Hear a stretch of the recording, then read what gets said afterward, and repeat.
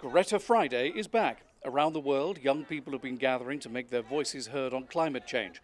It's the first day of global strikes and protests since the pandemic began, from Berlin in Germany to Uganda in Africa, Hong Kong and Sydney, Australia. They're inspired by the teenager Greta Thunberg, who rallied in her home country, Sweden, with a message to politicians: don't ignore climate change. We need to treat the climate crisis as a crisis. It's just as simple as that. The climate crisis has never once been treated as a crisis. And unless we treat it as a crisis, we won't be able to so-called solve it.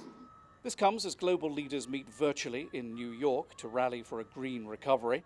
Secretary General Antonio Guterres, speaking earlier in the week, talked about 4 horsemen, looming threats, he said, that endanger progress in the 21st century. Chief among them, climate change.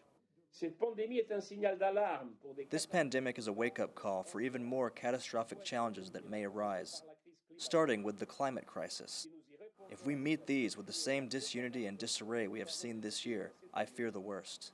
The SG set out a handful of points to guide progress on climate matters: invest in green jobs, end bailouts for polluting industries, end subsidies for fossil fuels, put climate front and centre when it comes to policy making, and work so no one is left behind.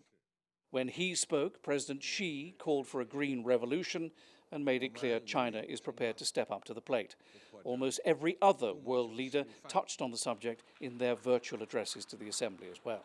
But the UN's main annual climate conference, COP26, has been rescheduled for next November.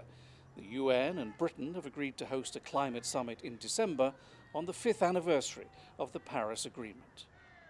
So the UN, often accused of being just a talking shop, is not giving up on climate change, even if COVID-19 dominates for now.